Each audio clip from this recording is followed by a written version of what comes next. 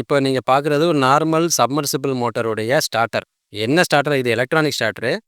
Electrical ஸ்டார்ட்டரா இருக்கட்டும், இல்ல electronic ஸ்டார்ட்டரா இருக்கட்டும், இல்ல டிஓஎல் ஸ்டார்ட்டரா இருக்கட்டும். எந்த ஸ்டார்ட்டர்னாலும் ஃபேஸ் நியூட்ரல் தானே இன்புட்டு.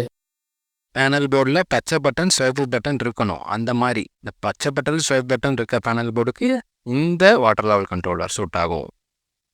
ஓப்பன் வெல் சம்மர் ட்ரிப்பர் இருக்குது, சுவிட்ச் இருக்குது, அப்புறம் சில single phase submersible starter tripper போட்னா ஓடுறது. இதுக்கு இந்த வாட்டர் லெவல் கண்ட்ரோலர் இந்த மாடல் கிடையாது. ஃபேஸ் நியூட்ரல் இன்புட் போதா? அதனால தான் இங்கே பவர் ஆன்ல இருக்கு. சரியா? இப்போ இதுக்கு இந்த வாட்டர் லெவல் கண்ட்ரோலர் எப்படி மாட்ட போறோம் அப்படிங்கிறத பார்க்க போறோம். Very symbol. இந்த ஃபேஸ் நியூட்ரல் எடுத்து இங்கே இன்புட்டாக கொடுக்க போகிறோம். இங்கே இன்புட் ஃபேஸ் நியூட்ரல்னு போட்டிருக்கா. இதுலேருந்து அவுட்புட் ஃபேஸ் நியூட்ரல் எடுத்து இதுக்கு கொடுக்க போகிறோம். இப்போ நான் பண்ணி காமிக்கிறேன்.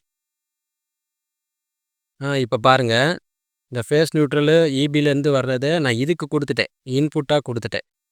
சரியா? பாருங்க, இதுக்கு இன்புட்டாக கொடுத்துட்டேன். இப்போ அவுட்புட் ஃபேஸ் நியூட்ரல் எடுத்து இதுக்கு கொடுத்துட்டேன். இப்போ ஆக்டிவாக இருக்கா? இப்போ இந்த சென்சார் கனெக்ட் பண்ணுங்க. இதுதான் சென்சார்.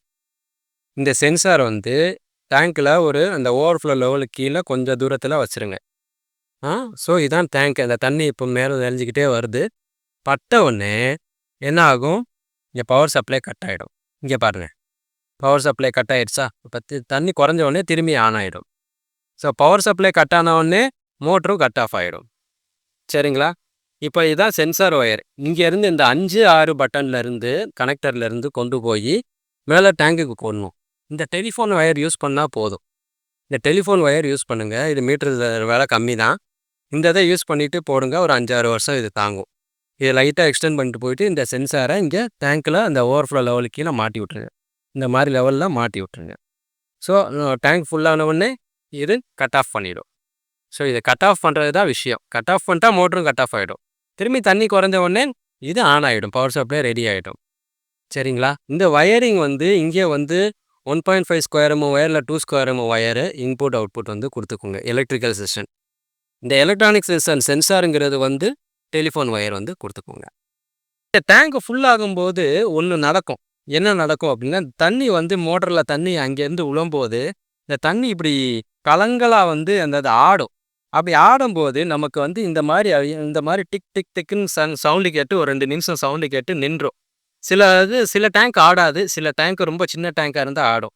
அது ஒன்றும் பெரிய விஷயம் இல்லை. அது இப்படி தான் இந்த டிசைனு. இது ஒன்றுமே ஆகாது. இந்த டிக் டிக் டிக் சவுண்டை வந்தவுடனே டேங்க் ஃபுல் ஆயிடுச்சுன்னு அர்த்தம். இந்த டேங்க் ஃபுல் லைட் எரியுது, 2வது லைட் எரியுது. சரிங்களா?